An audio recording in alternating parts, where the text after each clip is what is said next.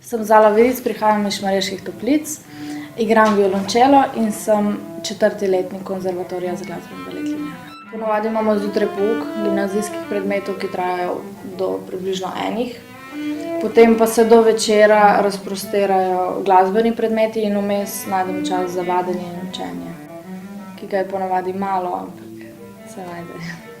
Se mi zdi, da mora biti človek zelo odločen, da lahko vadi toliko cajta, da ima željo po tem, da ga to ne mineva in da ne izgublja motivacije. Se mi zdi, da mora biti zelo trden v sebi, videti cilj, videti nek dosežek, videti napredek tudi. Od malega nisem vedela, da bom glasbenica, sem pa nekako imela drugačen odnos do glasbe in do inštrumenta, kot pa do na primer športa, ker sem tudi trenirala atletiko in pa plesa. V glasbeno šolo sem začela hoditi pri 4 letih. In sicer najprej sem hodila 2 leti samo na priprave kot nauk o glasbi. Potem sem se pa pri 5 letih odločila, da bom igrala čelo.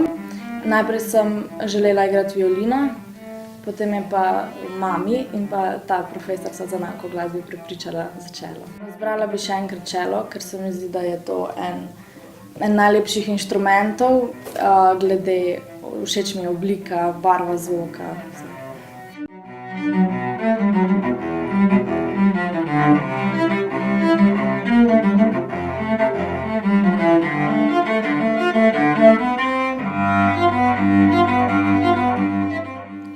Najbolj mi je ostala v spominu Evrovizija lansko leto.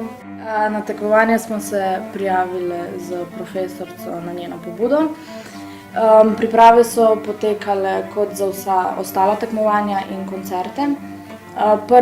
Prvič je bil izbor v Sloveniji, in sicer med 20 polfinalisti in pa 7 ali 8 finalisti. Potem pa, ko sem zmagala na tem izboru, so me poslali v Köln.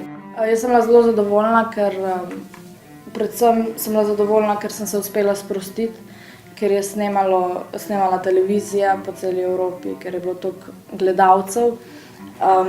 Sem predvsem imela vero, da sem imela tremo pa da sem bila živčna. Drugače pa sem ponosna na vse svoje dosežke in sem vesela, da sem dobila toliko priložnosti, da sem igrala z orkestri, s pianisti in tako naprej.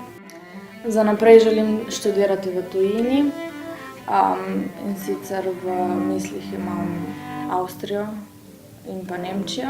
Se mi zdi, da več profesorjev spoznaš, več šolskih sistemov, več takih reči, bolj si bogat v izkušnjah. Drugače pa imam začrtane cilje, predvsem to, da bi rada dobila čim več znanja na tem področju in to me žene naprej. Se mi zdi, da bom svoje mesto našla v učenju mladih glasbenikov, ker bom lahko to znanje predajala naprej.